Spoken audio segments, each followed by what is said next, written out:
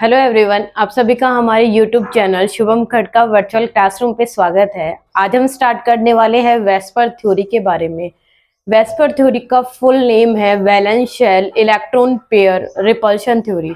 इससे पहले हम पढ़ चुके हैं हाइब्रिडाइजेशन के बारे में, उसके टाइप्स के बारे में, साथ ही साथ आयन और मॉलिक्यूल के अंदर शेप और ज्योमेट्री की बातें कर चुके हैं।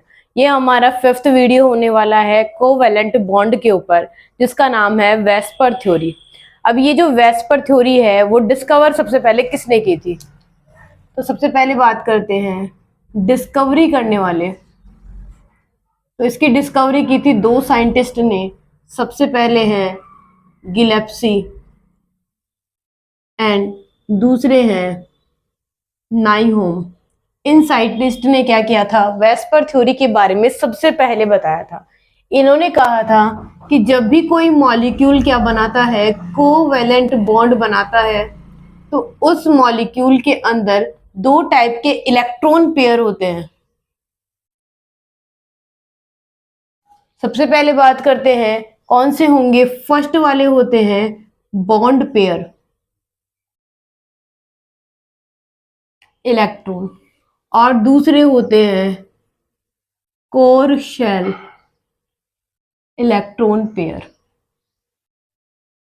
जब भी कोई मॉलिक्यूल कोवैलेंट बॉन्ड बनाएगा तो उसमें दो टाइप के इलेक्ट्रॉन पेयर होंगे। इलेक्ट्रॉन पेयर का मतलब है इलेक्ट्रॉन का जोड़ा। कौन कौन से टाइप के होंगे, बॉन्ड पेयर, और दूसरे क्या होंगे, कोर शेल इलेक्ट्रॉन पेयर होंगे। दोनों में क्या फर्क है, अगर बॉन्ड पेयर की बात करें तो ये कहता है कि दो टाइप के होते हैं। फर्स्ट वो वाले इलेक्ट्रॉन पेयर, यानी वो बॉन्ड पेयर जो क्या करते हैं, बॉन्डिंग में पार्टिसिपेट करते हैं।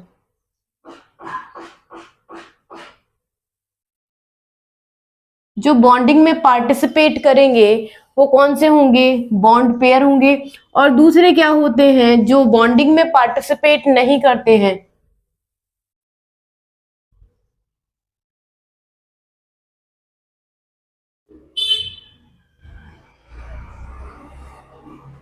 जो बॉन्डिंग में पार्टिसिपेशन नहीं करेंगे वो क्या कहलाएंगे, तो उन्हें कहेंगे नॉन बॉन्डिंग इलेक्ट्रॉन पेयर। वो क्या कहलाएंगे, नॉन बॉन्डिंग इलेक्ट्रॉन पेयर। ये किसकी बात है, बॉन्ड पेयर इलेक्ट्रॉन पेयर की बात है। नेक्स्ट बात करते हैं कोर शेल क्या होते हैं। जैसे मैं एक मॉलिक्यूल की बात करूं तो यहाँ है न्यूक्लियस, और ये चारों तरफ क्या है, ये है इसके शेल। अब यहाँ पे जो बाहर की तरफ इलेक्ट्रॉन होंगे वो तो क्या कर सकते हैं, बॉन्डिंग में पार्टिसिपेट कर भी सकते हैं और नहीं भी। लेकिन जो कोर में प्रेजेंट होंगे, यानी जो न्यूक्लियस के पास प्रेजेंट होंगे, वो बॉन्डिंग में पार्टिसिपेट कर ही नहीं सकते। इसके पीछे का रीजन क्या है, इस न्यूक्लियस और इलेक्ट्रॉन के बीच में एक फोर्स लग रहा है जिसे हम क्या कहेंगे, इलेक्ट्रोस्टैटिक फोर्स ऑफ अट्रैक्शन।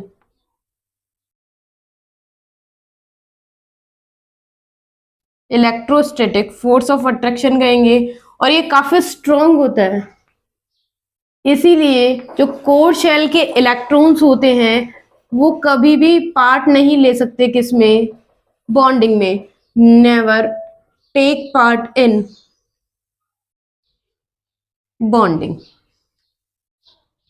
तो वेस्पर थ्योरी क्या कहती है, अकॉर्डिंग टू वेस्पर थ्योरी, जब भी कोई मॉलिक्यूल कोवैलेंट बॉन्ड बनाएगा तो उसमें दो टाइप के इलेक्ट्रॉन पेयर होते हैं। पहले होते हैं बॉन्ड पेयर, और दूसरे क्या होंगे, कोर शेल इलेक्ट्रॉन पेयर होंगे।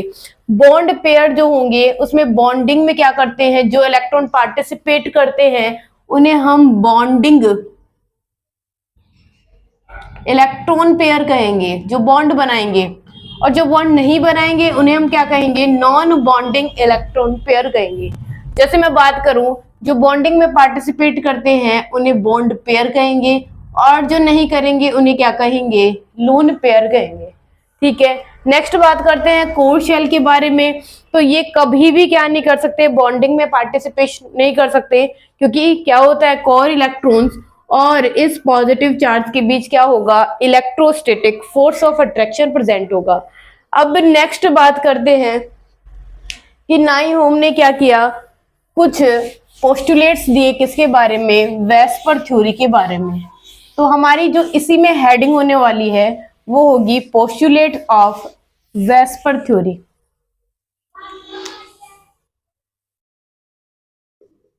Postulates of VSEPR theory. सबसे पहले फर्स्ट नंबर पे ये कहता है कि जब भी कोई कोवैलेंट बॉन्ड बनता है तो उसमें अगर सारे इलेक्ट्रॉन कैसे हैं, बॉन्ड पेयर है, अगर सारे इलेक्ट्रॉन बॉन्ड पेयर है तो मॉलिक्यूल की जो ज्योमेट्री होती है, या फिर मैं कह दूं उस मॉलिक्यूल की जो शेप होती है वो होती है आइडेंटिकल।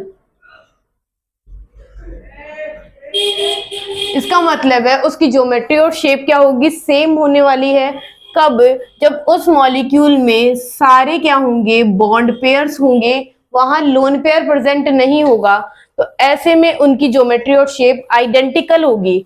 अब आइडेंटिकल के लिए हम लोगों ने पढ़ा भी था हाइब्रिडाइजेशन में, कौन कौन से हाइब्रिडाइजेशन होते हैं, तो एक तो होता है sp, एक होता है sp2, sp3, sp3d, sp3d2 और एक होता है sp3d3।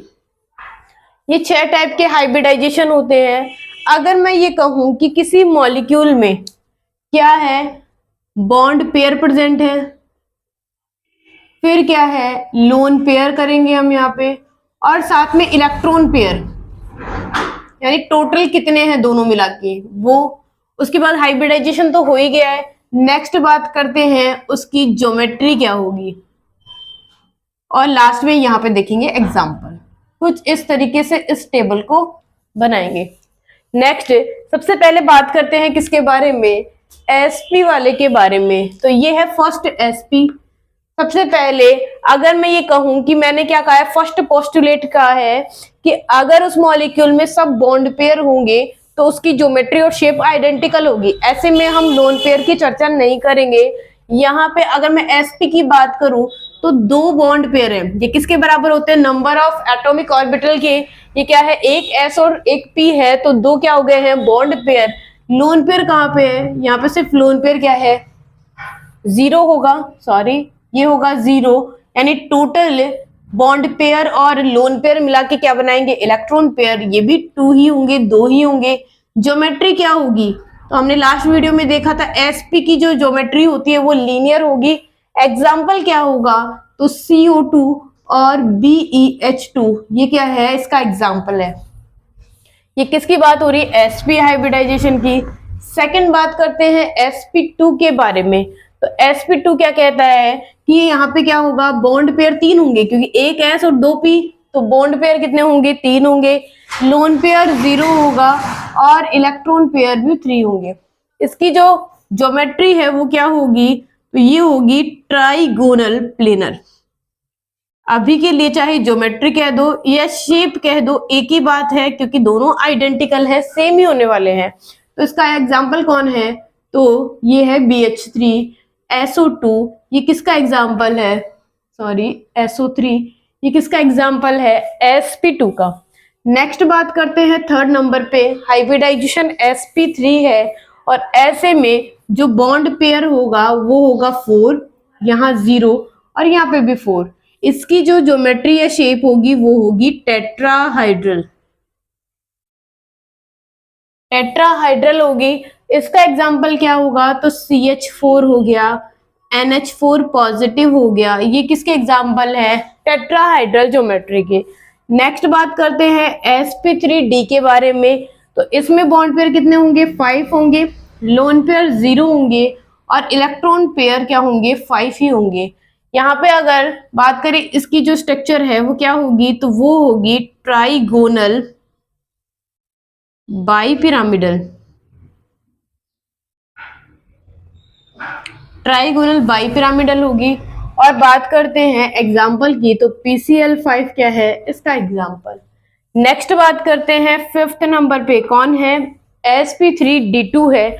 इसका मतलब है बॉन्ड पेयर कितने होंगे, 6, लोन पेयर 0 होगा, इलेक्ट्रॉन पेयर 6 होंगे, और इसकी जो ज्योमेट्री या कह लो शेप वो क्या हो जाएगी, स्क्वायर बाई पिरामिडल। और इसका एग्जाम्पल क्या है, तो इसका एग्जाम्पल है SF6 इसका एग्जाम्पल। नेक्स्ट बात करते हैं 6 नंबर पे, तो sp3d3 क्या है इसका एग्जाम्पल। तो बॉन्ड पेयर के इलेक्ट्रॉन कितने हैं, 7 है, यहाँ 0 है और ये क्या आएगा 7 ही। इसका मतलब है इसकी ज्योमेट्री क्या होगी, तो ये होती है identical geometry pentagonal bi pyramidal. इसका एग्जाम्पल क्या होगा IF7।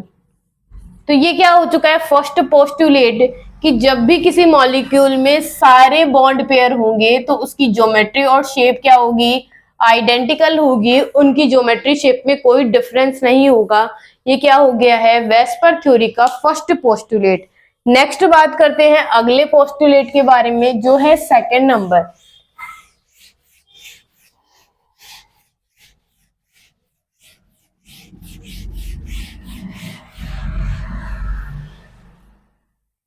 अब देखिए, अगर मैं बात करूं valence shell electron pair repulsion theory का, तो इसमें क्या होता है कि जो वैलेंस शेल के इलेक्ट्रॉन्स होते हैं वो आपस में एक दूसरे को रिपेल करते हैं, दूर भगाते हैं। ऐसे में मुझे क्या करना है, वैलेंस शेल इलेक्ट्रॉन्स का मतलब है यहाँ पे बॉन्ड पेयर और as well as lone pair, दोनों की बात। तो हम इन बॉन्ड पेयर और लोन पेयर को इस तरीके से अरेंज करेंगे ताकि इनके बीच में रिपल्शन मिनिमाइज कर सके, कम कर सके। ये क्या हो जाएगा, इस थ्योरी का मतलब होगा। अब अगर ज्योमेट्री में क्या है, सिर्फ बॉन्ड पेयर है, तो वहां पे किसी भी तरीके का कोई रिपल्शन क्रिएट नहीं होगा। लेकिन जैसे हम लोन पेयर क्रिएट करना स्टार्ट करेंगे तो ऐसे में क्या होता है, लोन पेयर क्या करता है, बॉन्ड पेयर को रिपेल करता है। अब ये लोन पेयर क्यों रिपेल करता है बॉन्ड पेयर को, इसके पीछे का रीजन होता है कि जैसे मैं कहूं मेरे पास एक मॉलिक्यूल है AB2 और मैंने कहा है उस मॉलिक्यूल के पास क्या है, 2 लोन पेयर है, कुछ इस तरीके से। अब ये क्या होते हैं, ये जो लोन पेयर होते हैं ये बहुत ज्यादा स्पेस क्या करते हैं, ऑक्यूपाई करते हैं और एक दूसरे को करते हैं रिपेल। तो जैसे ही एक दूसरे को रिपेल करेंगे, कहाँ जाने की कोशिश करेंगे, अपनी अपोजिट डायरेक्शन में जाने की कोशिश करेंगे। जैसे अपोजिट जाएंगे तो यहाँ पे ये जो बॉन्ड बना हुआ है वहां पे भी तो इलेक्ट्रॉन है जिन्हें हम बॉन्ड पेयर कह रहे हैं। ये क्या करेंगे, लोन पेयर इन बॉन्ड पेयर के इलेक्ट्रॉन्स को भी रिपेल करेंगे। ऐसे में इसकी जो क्या होगी, जो बॉन्ड एंगल है वो कम हो जाएगा। किसकी वजह से, तो ये होगा लोन पेयर और lone pair bond pair repulsion की वजह से। तो बॉन्ड एंगल को कम करने के पीछे का रीजन कौन है, तो लोन पेयर जैसे जैसे इंक्रीज होते जाते हैं वैसे वैसे रिपल्शन भी इंक्रीज होगा। अब लोन पेयर क्या कर रहे हैं, रिपल्शन कर रहे हैं, तो हम जब भी क्या बनाएंगे, किसी भी मॉलिक्यूल की शेप बनाएंगे तो हम एटम्स को इस हिसाब से अरेंज करेंगे कि वो एक दूसरे को कम से कम रिपेल करें। तो ऐसे में हमें क्या करना है, लोन पेयर आने पर जो मॉलिक्यूल की शेप में क्या डिफरेंस आने वाला है उसकी चर्चा करते हैं। तो ये होगा सेकंड पोस्टुलेट। सेकंड पोस्टुलेट कहता है कि जब बॉन्ड पेयर ही प्रेजेंट थे तो ज्योमेट्री और शेप क्या थी, आइडेंटिकल। लेकिन जैसे ही लोन पेयर आना स्टार्ट हो जाएंगे तो मॉलिक्यूल में क्या होगा, रिपल्शन क्रिएट होगा। और इस रिपल्शन को क्या करने के लिए, कम करने के लिए हम इस तरीके से अरेंजमेंट करेंगे कि मॉलिक्यूल के बीच में ये जो लोन पेयर और बॉन्ड पेयर का रिपल्शन है वो कम से कम प्रेजेंट हो। अब ये रिपल्शन किन में ज्यादा होता है, तो मेरे पास क्या है, 3 टाइप के रिपल्शन है। तो अगर मैं बात करूं ऑर्डर ऑफ रिपल्शन की,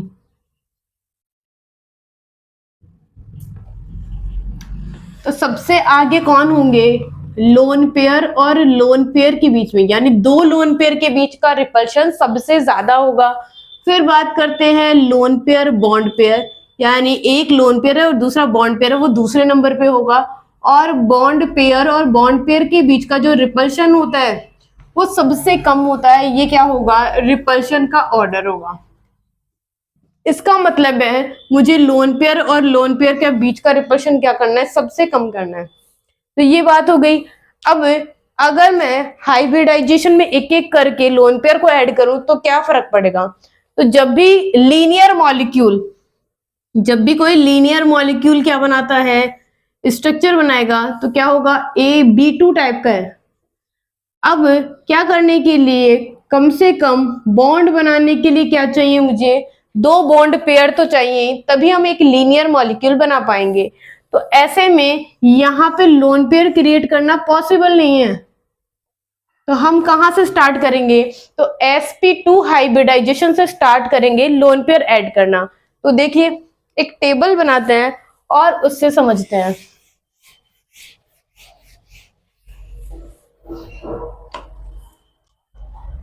यहाँ पे बात करते हैं, सबसे पहले तो यहाँ लेंगे हम क्या, n यानी स्टेरिक नंबर ले लेंगे। फिर बात करते हैं दूसरे नंबर पे बॉन्ड पेयर ले लेंगे, फिर लोन पेयर ले लेंगे, फिर इलेक्ट्रॉन पेयर, फिर उसकी उसका हाइब्रिडाइजेशन क्या होगा, फिर उसकी ज्योमेट्री क्या होगी, नेक्स्ट है उसकी शेप क्या होगी, शेप भी तो चेंज होगी, और लास्ट में एग्जाम्पल।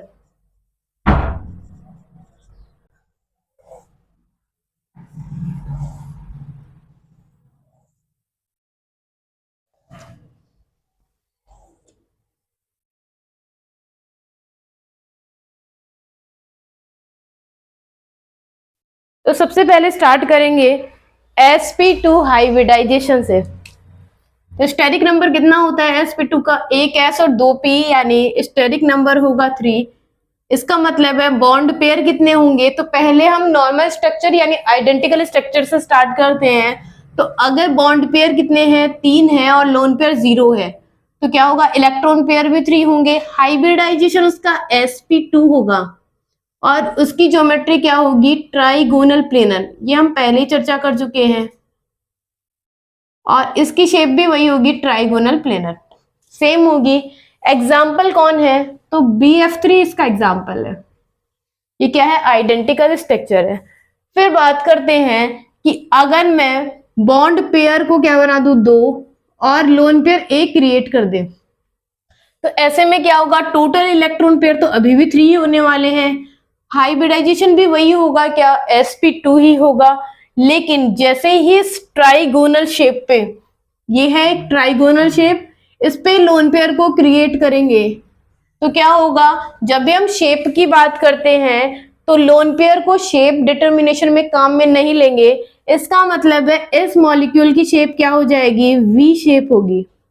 लेकिन ज्योमेट्री तो अभी भी वही रहेगी, क्या,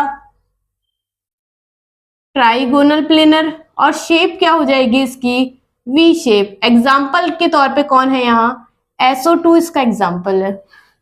नेक्स्ट बात करते हैं, अगर स्टेरिक नंबर क्या कर दिया जाए, 4, तो क्या होगा, पहले बॉन्ड पेयर की बात करते हैं कि 4 ही बॉन्ड पेयर है, लोन पेयर 0 है, टोटल इलेक्ट्रॉन पेयर 4 हो गए। हाइब्रिडाइजेशन क्या होगा, तो जब स्टेरिक नंबर क्या होता है 4, तो हाइब्रिडाइजेशन होता है sp3। अब sp3 होगा तो इसकी ज्योमेट्री टेट्राहाइड्रल, इसकी शेप भी टेट्राहाइड्रल। एग्जांपल कौन है, CH4। ये हो गया। अगर बात करें कि यहाँ पे बॉन्ड पेयर को क्या कर देते हैं, कम, यानी 3 कर देती हूँ और एक लोन पेयर क्रिएट कर देते हैं, टोटल इलेक्ट्रॉन पेयर कितने हो चुके हैं, 4 ही है। हाइब्रिडाइजेशन सेम ही होगा sp3 और इसकी ज्योमेट्री भी सेम ही होगी, क्या, टेट्राहाइड्रल। फर्क किस में आएगा, फर्क आएगा इसकी शेप के अंदर। पहले ये टेट्राहाइड्रल थी, अब क्या होगा, एक लोन पेयर आने पर क्या फर्क पड़ने वाला है, तो देखो एक बार, ये है और यहाँ पे आ गया एक लोन पेयर। अब क्या होता है कि ये जो लोन पेयर है वो बॉन्ड पेयर के इलेक्ट्रॉनों को रिपेल करता है। पहले अगर ये टेट्राहाइड्रल था तो एंगल कितना था, 109 डिग्री 28 मिनट था। लेकिन जैसे ही इस लोन पेयर ने रिपल्शन क्रिएट किया बॉन्ड पेयर के साथ, ये कहाँ जाएंगे, थोड़ा सा नीचे की तरफ झुक जाएंगे और ये जो बॉन्ड एंगल है वो क्या हो जाएगा, कम हो जाएगा। और इस शेप को क्या कहते हैं, तो इसे कहते हैं पायरेमिडल शेप। तो अब टेट्राहेड्रल क्या बन चुका है, पायरेमिडल बन चुका है। एग्जाम्पल कौन है इसका, तो अमोनिया इसका एग्जाम्पल है। नेक्स्ट बात करते हैं अगले,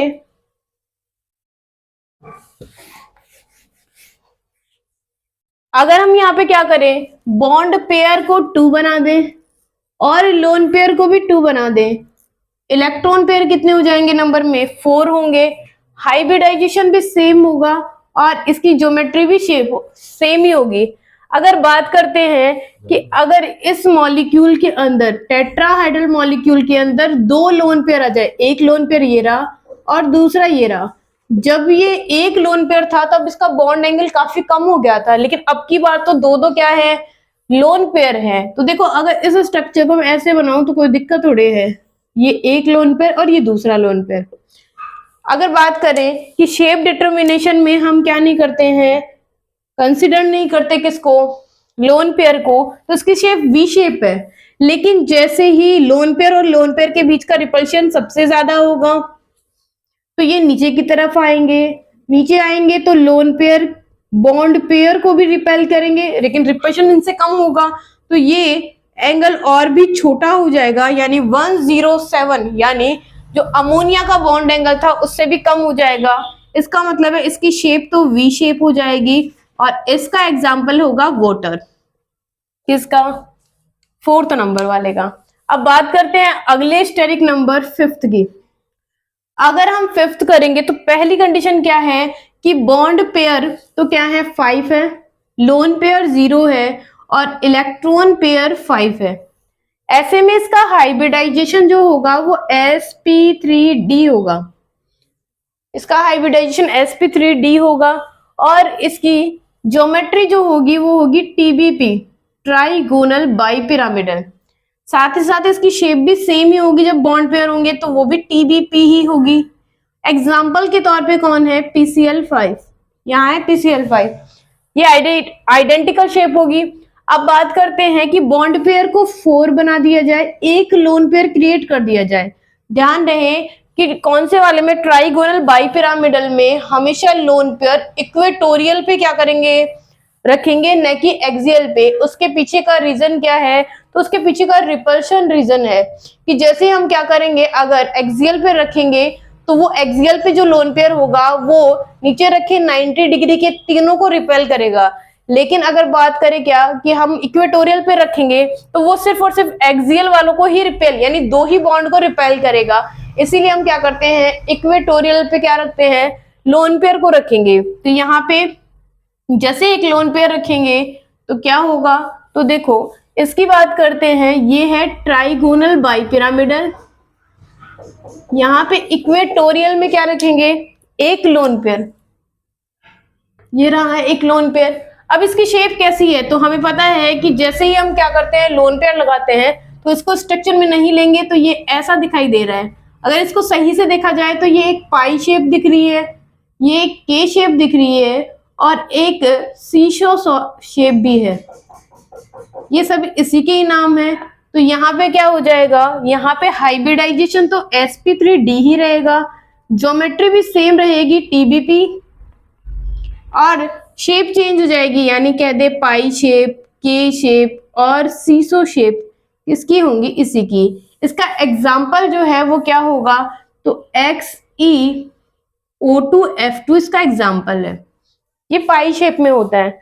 नेक्स्ट बात करते हैं कि अगर हम क्या कर दे, बॉन्ड पेयर को और कम कर देंगे तो क्या होगा।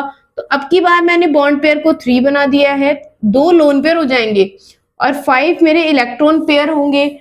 तो यहाँ पे हाइब्रिडाइजेशन सेम और इसकी ज्योमेट्री भी सेम होगी। अगर शेप की बात करें तो शेप में क्या होगा, एक और लोन पेयर लेके आएंगे, लेकिन इस बार लोन पेयर को हम इस तरीके से अरेंज करेंगे कि हमें स्ट्रक्चर अच्छे से समझ आए। तो जैसे ही इस ट्राइगोनल प्लेनर स्ट्रक्चर में हम लोन पेयर लगाएंगे, एक लोन पेयर यहाँ लगाते हैं और यही पास में लगा देते हैं ताकि स्ट्रक्चर समझने में दिक्कत ना हो। तो ये क्या है, अब सिर्फ एक ऐसी स्ट्रक्चर दिखाई दे रही है, तो ये कौन सी शेप है, तो ये है टी शेप, टी शेप है, ठीक है। एग्जाम्पल के तौर पे कौन है, ClF3 इसका एग्जाम्पल है।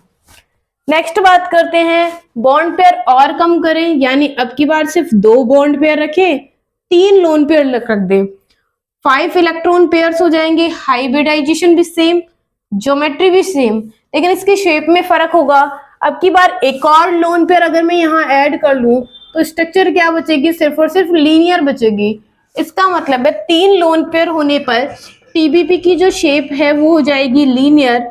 एग्जाम्पल कौन है, तो ICl2 नेगेटिव इसका एग्जाम्पल है। तो ये किसके बारे में हो चुका, स्टेरिक नंबर 5 तक। नेक्स्ट बात करते हैं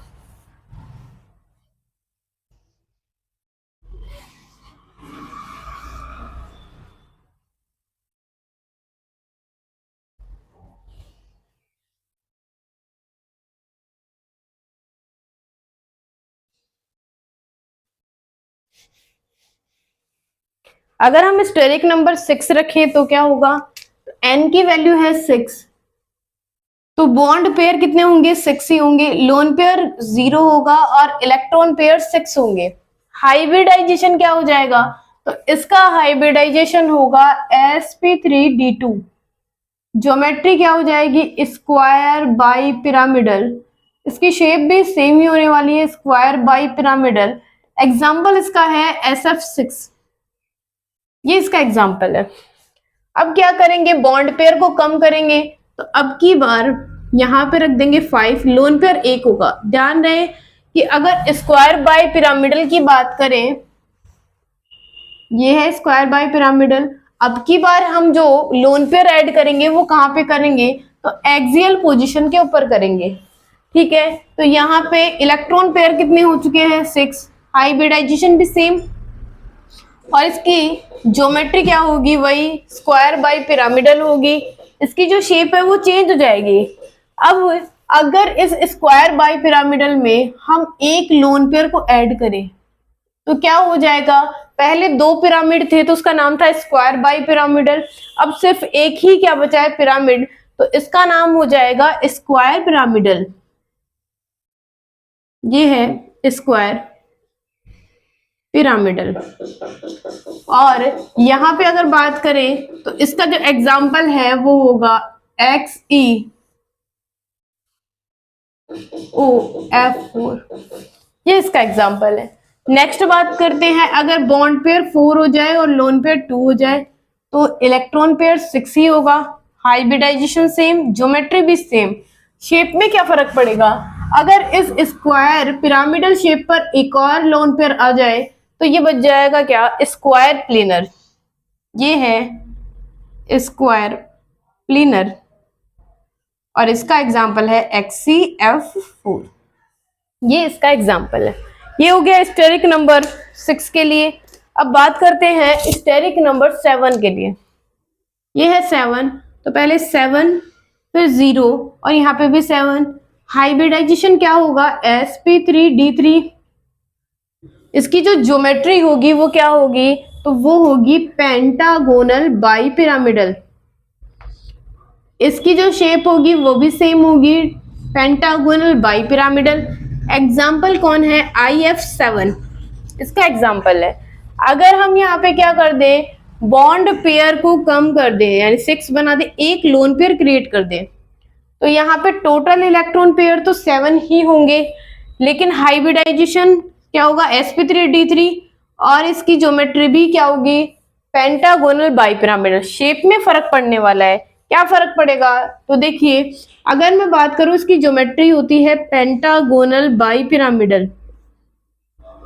ये है पेंटागोनल बाइपिरामिडल। हमेशा क्या करना है, इसमें इक्वेटोरियल पे क्या करना है, लोन पे एक ही लोन पेयर आएगा इस स्ट्रक्चर में, और वो भी कहाँ आएगा, इक्वेटोरियल पे, यहाँ पे।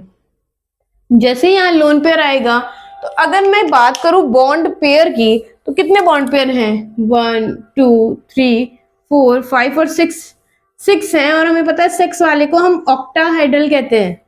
लेकिन इसकी जो स्ट्रक्चर है लोन पेयर आने की वजह से डिस्टर्ब हो चुकी है, तो इसका नाम होता है डिस्टोर्टेड ऑक्टाहाइड्रल। ये है डिस्टोर्टेड ऑक्टाहाइड्रल।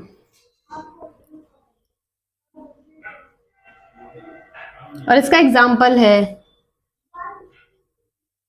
XeF6। ये हो चुका है सेकंड पोस्टुलेट के बारे में। नेक्स्ट,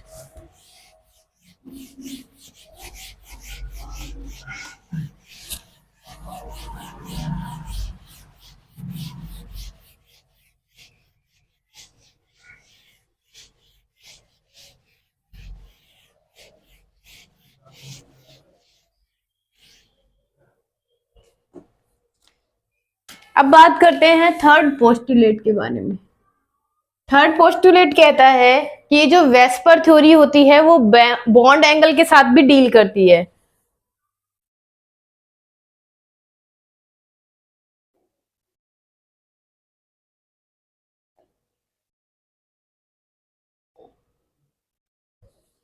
बॉन्ड एंगल, अब ये थ्योरी बॉन्ड एंगल को कैसे अफेक्ट करेगी उसकी चर्चा करते हैं।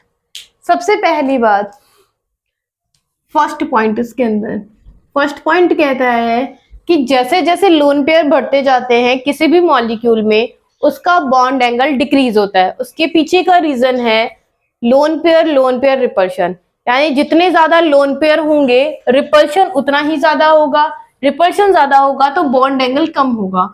इसका मतलब ये है कि जो बॉन्ड एंगल होता है वो क्या होगा,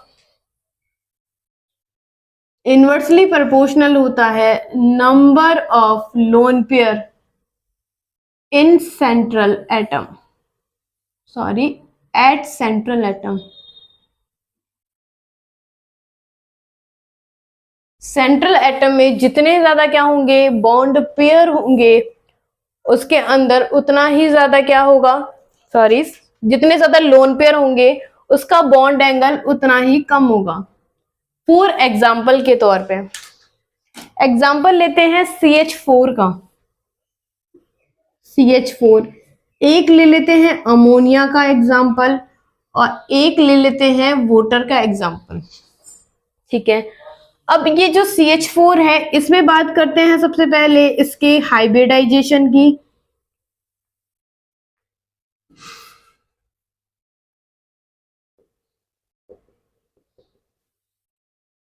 फिर बात करेंगे इसकी ज्योमेट्री के बारे में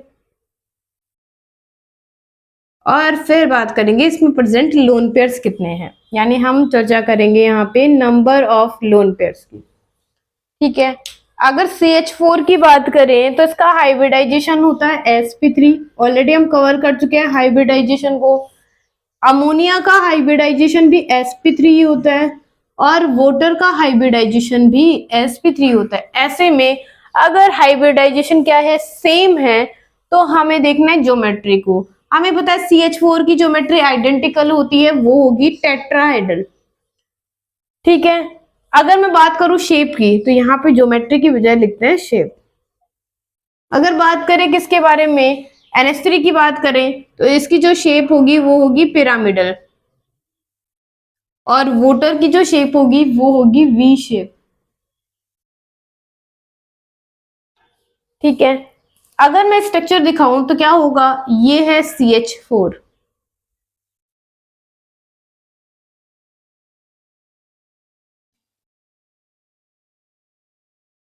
CH4। फिर अमोनिया की बात करते हैं, ये है अमोनिया और वाटर, बैंड शेप या फिर वी शेप एक ही बात है।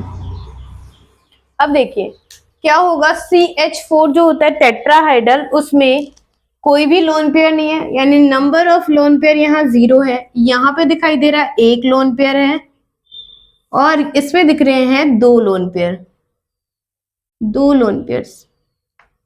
ठीक है, अगर इसमें एक भी लोन पेयर नहीं है तो एंगल में कोई फर्क नहीं पड़ेगा। कितना एंगल होता है टेट्राहाइड्रल का, तो 109 डिग्री 28 मिनट, ये एंगल होगा किसका, CH4 का। फिर बात करते हैं पिरामिडल के बारे में। जैसे ही एक लोन पेयर आएगा, ये लोन पेयर क्या करता है, बॉन्ड पेयर के इलेक्ट्रॉन्स को रिपेल करता है, यहाँ पे क्रिएट होगा रिपल्शन। रिपल्शन होने की वजह से ये जो क्या है हाइड्रोजन है, थोड़े से क्या हो जाएंगे, नीचे की तरफ झुक जाएंगे और एंगल कम कर देंगे। अब ये एंगल क्या हो गया, 109 डिग्री से कम होके हो जाएगा 107 डिग्री। फिर नेक्स्ट बात करते हैं लोन पेयर यानी वाटर के अंदर दो लोन पेयर प्रेजेंट है। सबसे ज्यादा रिपल्शन लोन पेयर्स के बीच होता है, तो यहाँ होगा इनके बीच का रिपल्शन काफी ज्यादा। ये रिपेल होंगे तो ये नीचे की तरफ जाएंगे, जैसे ही नीचे जाएंगे यहाँ पे बॉन्ड पेयर भी प्रेजेंट होंगे, ये भी रिपल्शन क्या करेंगे, फील करेंगे इधर, तो ये हाइड्रोजन और भी ज्यादा क्या हो जाएंगे, नीचे की तरफ झुक जाएंगे और बॉन्ड एंगल और ज्यादा कम होके कितना हो जाएगा 104 डिग्री। ये इतना कम क्यों हुआ? क्योंकि हमें पता है लोन पेयर और लोन पेयर के बीच का रिपल्शन सबसे ज्यादा होता है, तो बॉन्ड एंगल भी क्या होगा, सबसे कम होगा। इसका मतलब ये है कि बॉन्ड एंगल क्या होता है, इनवर्सली प्रोपोर्शनल होता है number of lone pair at central atom. यानी सेंट्रल एटम पर जितने ज्यादा number of lone pair present होंगे, बॉन्ड एंगल उतना ही कम होगा। ये है क्या, थर्ड पोस्टुलेट का फर्स्ट पॉइंट। अब बात करते हैं इसी में ही सेकंड पॉइंट के बारे में।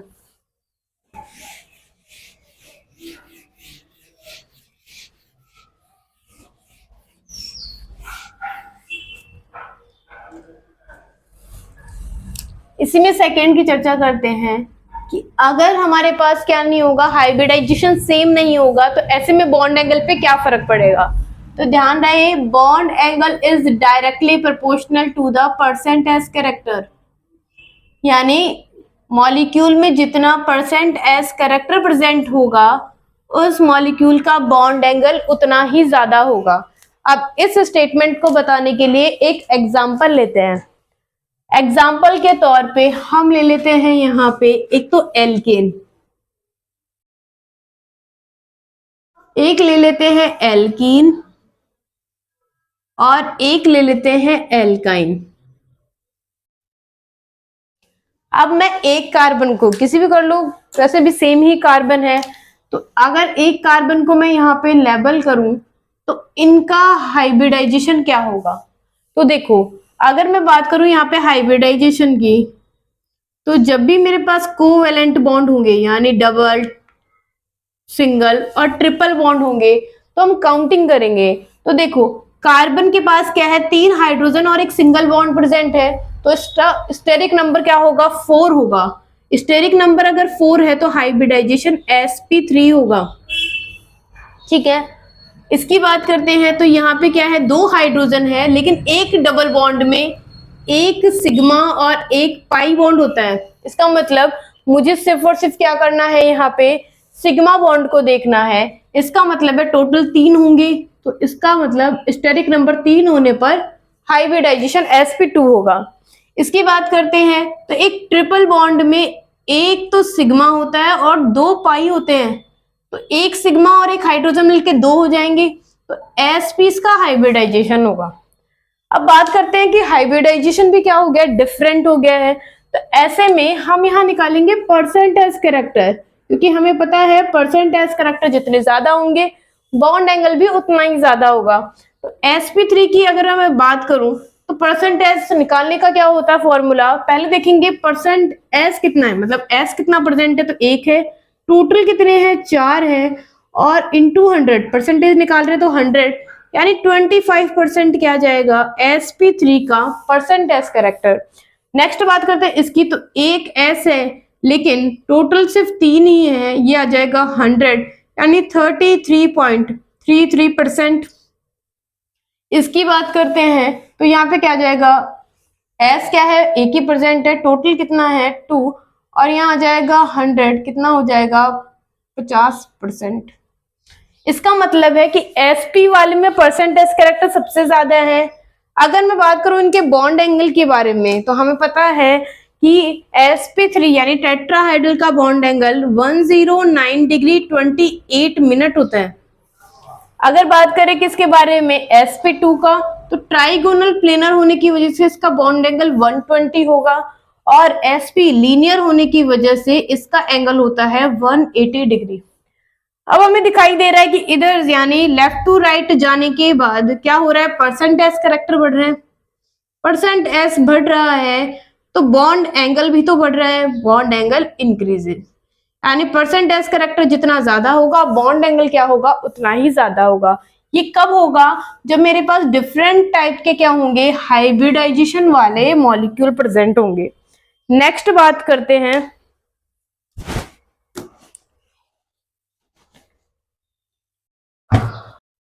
देखिए तो यहाँ पे क्या होगा, बॉन्ड एंगल जो होगा वो परसेंट एस कैरेक्टर के डायरेक्टली प्रोपोर्शनल होगा। नेक्स्ट बात करते हैं अगले पॉइंट है, यानी थर्ड पॉइंट। इसी में अगर परसेंट एस कैरेक्टर भी सेम हो जाए और मॉलिक्यूल के लोन पेयर भी सेम हो जाए तो जो सेंट्रल एटम और सराउंडिंग एटम की इलेक्ट्रोनेगेटिविटी बॉन्ड एंगल को अफेक्ट करेगी। कैसे करेगी?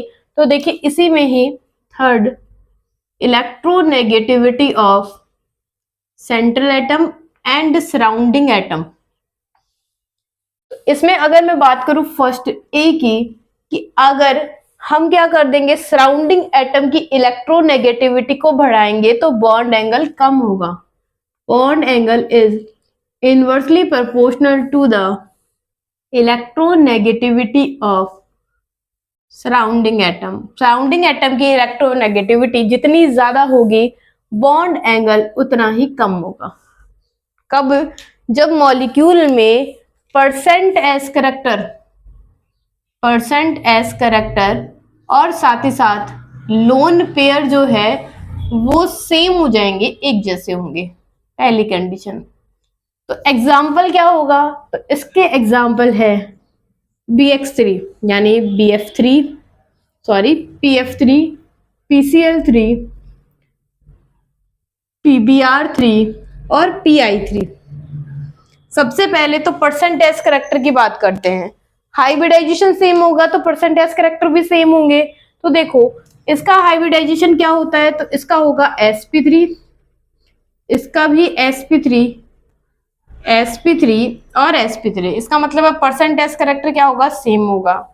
अब तीन ही क्या है इसके अंदर एटम प्रेजेंट है, इसका मतलब है एक लोन पेयर रहा होगा, तो इसकी जो क्या होगी शेप होगी वो पायरामिडल होगी, यानी लोन पेयर सब में एक ही प्रेजेंट होगा। ठीक है, दोनों सेम हो गए।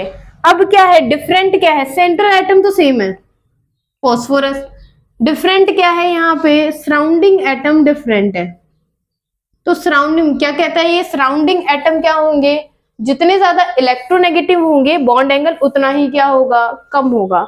अगर मैं बात करूं इस स्ट्रक्चर की, यहाँ पे फॉस्फोरस है और ये है इसका लोन पेयर और यहाँ पे फ्लोरीन लगे हुए हैं। अब ये इसका बॉन्ड एंगल क्या बता रहा है, सबसे कम बता रहा है। ऐसा क्यों हो रहा है? तो हमें पता है कि यहाँ पे ये फॉस्फोरस जो है इसकी इलेक्ट्रोनेगेटिविटी ज्यादा है।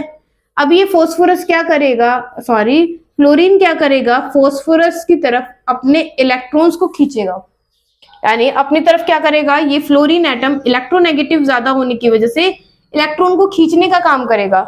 जैसे ये इलेक्ट्रॉन क्या करेगा, खींचेगा, तो यहाँ पे बॉन्ड पेयर के इलेक्ट्रॉन बढ़ जाएंगे,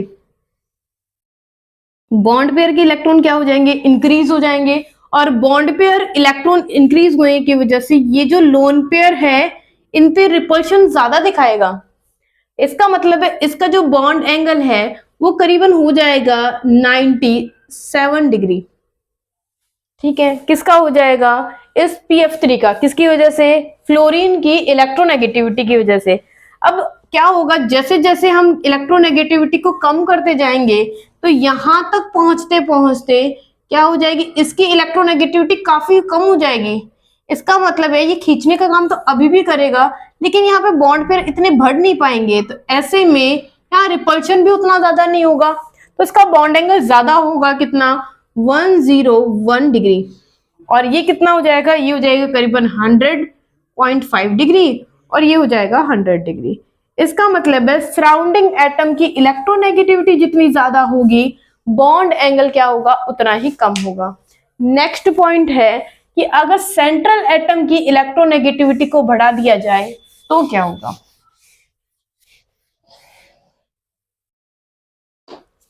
देखिए यहां पे बात करते हैं electronegativity of central atom. Central atom की इलेक्ट्रोनेगेटिविटी जितनी ज्यादा होगी बॉन्ड एंगल भी उतना ही ज्यादा होगा। तो देखिए होगा क्या, यहाँ पे एक एग्जाम्पल समझते हैं, वो है पहला वाटर का एग्जाम्पल। अब मैं सेंट्रल एटम को यहाँ चेंज कर देती हूँ, सल्फर लगा देते हैं, Se हाइड्रोजन और ये टेलियम, ये लगा दी। अब क्या होगा, यहाँ पे पहले बात करते हैं क्या कंडीशन होनी चाहिए, परसेंट एस कैरेक्टर और लोन पेयर सेम होने चाहिए इस मॉलिक्यूल में। तो यहाँ पे हमें पता है हाइब्रिडाइजेशन सबका sp3 है, वाटर का भी sp3, इन सबका sp3 ही होगा। अगर बात करें परसेंटेज करेक्टर सेम हो गए तो लोन पेयर क्या होंगे, तो 2 ही लोन पेयर क्या होते हैं, इन सब में प्रेजेंट होते हैं। हम ऑलरेडी सीख चुके हैं हाइब्रिडाइजेशन कैसे निकालते हैं, तो 2 लोन पेयर है। ठीक है, अब क्या हो रहा है, ये जो ऑक्सीजन है इलेक्ट्रोनेगेटिव ज्यादा होने की वजह से अपने पास क्या करेगी, इलेक्ट्रॉनों को खींचेगी, यानी इलेक्ट्रॉनों का जो मूवमेंट होगा वो होगा ऑक्सीजन की तरफ। जैसे ही ऑक्सीजन की तरफ होगा, यहाँ बॉन्ड पेयर के इलेक्ट्रॉन डिक्रीज हो जाएंगे, कम हो जाएंगे। डिक्रीज होने की वजह से जैसे ये लोन पेयर आपस में रिपल्शन करेंगे, ये नीचे की तरफ क्या करेंगे, इनको भी रिपेल करेंगे, लेकिन बॉन्ड पेयर के इलेक्ट्रॉन कम होने की वजह से रिपल्शन इतना नहीं कर पाएंगे। लेकिन जैसे जैसे हम क्या करेंगे, सेंट्रल एटम की इलेक्ट्रोनेगेटिविटी को बढ़ाएंगे, तो यहाँ टी तक क्या होगा कि ये हाइड्रोजन से इलेक्ट्रॉनों को उतने हिसाब से खींच नहीं पाएंगे। इसका मतलब ये है कि यहाँ पे बॉन्ड पेयर स्लाइटली थोड़ा सा कम या ज्यादा होगा बस, लेकिन इतना नहीं हो पाएगा। यहाँ पे क्या हो रहा है, बहुत ही कम हो रहा है। तो ऐसे में यहाँ बॉन्ड एंगल क्या हो जाएगा, डिक्रीज हो जाएगा, कम हो जाएगा। इसका मतलब है कि अगर मैं लेफ्ट टू राइट की बात करूं तो क्या हो रहा है, यहाँ पे यहाँ पर number of lone pair same है, साथ ही साथ यहाँ पे हाइब्रिडाइजेशन यानी परसेंट एस करेक्टर भी सेम है, लेकिन इलेक्ट्रोनेगेटिविटी ऑफ सेंट्रल एटम की इलेक्ट्रोनेगेटिविटी लेफ्ट टू राइट जाने पर डिक्रीज हो रही है। तो ऐसे में बॉन्ड एंगल भी क्या होगा, डिक्रीज होगा। तो ये किसके बारे में था, वेस्पर थ्योरी के बारे में। तो आज हमने क्या पढ़ा है, वेस्पर थ्योरी के बारे में। वेस्पर थ्योरी होती क्या है, इसके बारे में बताया किसने है, साथ ही साथ इसके पोस्टुलेट्स को देखा कि बॉन्ड पेयर और लोन पेयर होने पर मॉलिक्यूल की ज्योमेट्री पे क्या क्या असर होते हैं। साथ साथ हमने इसमें बॉन्ड एंगल की भी चर्चा की। आई होप आपको ये वीडियो पसंद आया होगा। आप इस वीडियो को अपने दोस्तों में ज्यादा से ज्यादा सर्कुलेट कीजिए, हमारे इस वीडियो को लाइक कीजिए, हमारे चैनल को सब्सक्राइब कीजिए। धन्यवाद।